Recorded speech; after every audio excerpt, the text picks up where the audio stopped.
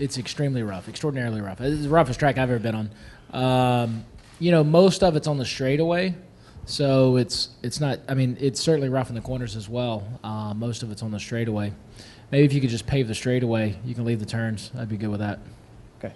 Pretty bumpy. You kind of know that coming here from the last couple of years. So nothing new there, just a really rough track. And tire testing is, if you get to be the car that's here just testing, it's fun. You learn a lot of stuff. When you come here and you're just doing 10-lap runs and then 25-lap runs to see about the durability of the tires, I think we've already run a nationwide race this morning, so it's fairly tiring. So we're hoping that you get a little bit of testing in later this afternoon.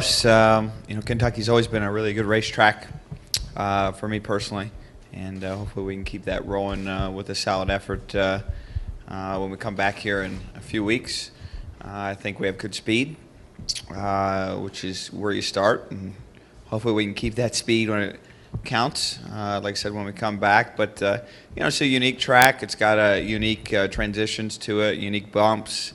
There really is no other track like Kentucky, and I think that's a good thing. I think we kind of fall into some of these cookie cutters, and although Kentucky's a 1.5-mile track, there's not another one like it, and I can appreciate that about it.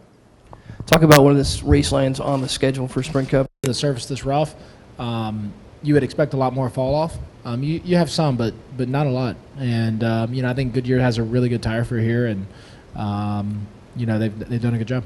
Test is that sometimes you go to tire test and in 5 laps the tires are worn out, and so they're going through tires trying to find something that will just last, like a fuel run.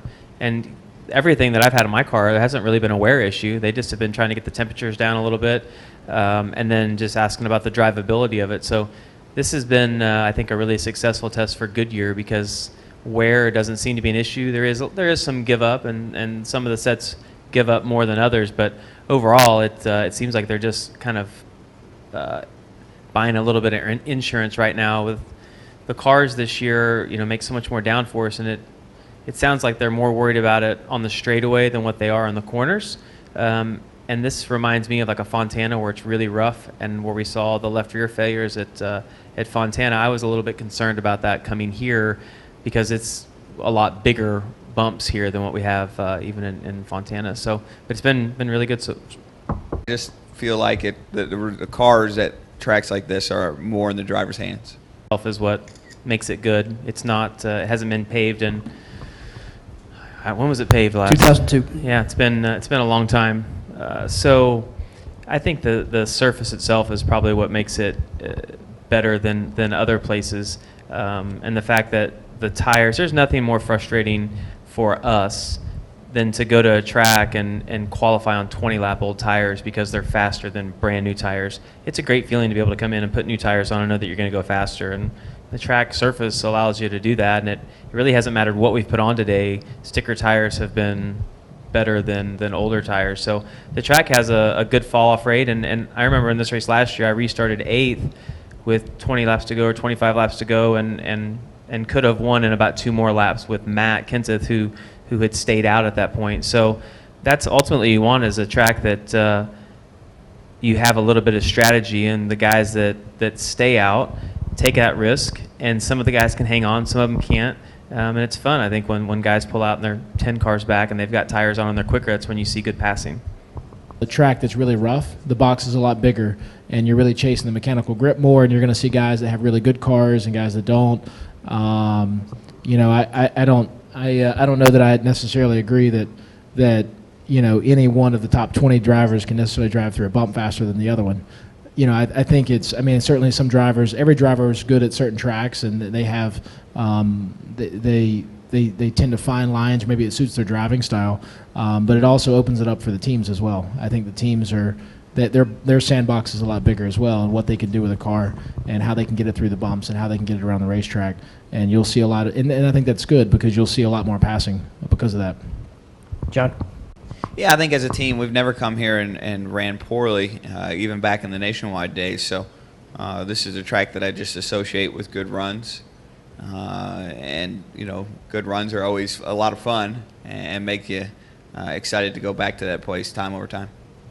To drive Jeff Gordon's Cup car here in 2008, He was doing an appearance up the road, and he couldn't make it in the morning, so I drove it in the morning for him.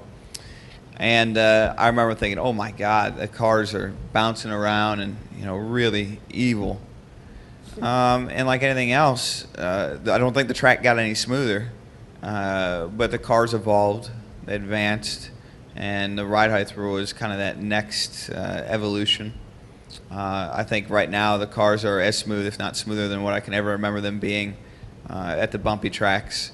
And the kind of clearest indicator of that is whenever we get back in the Nationwide car, and they're kind of on the old rules packages and less evolved than the Cup cars, it goes back to feeling very, very rough here. So for the Cup level, it seems to be a natural progression with the cars that have made the bumps impactful but not ridiculous.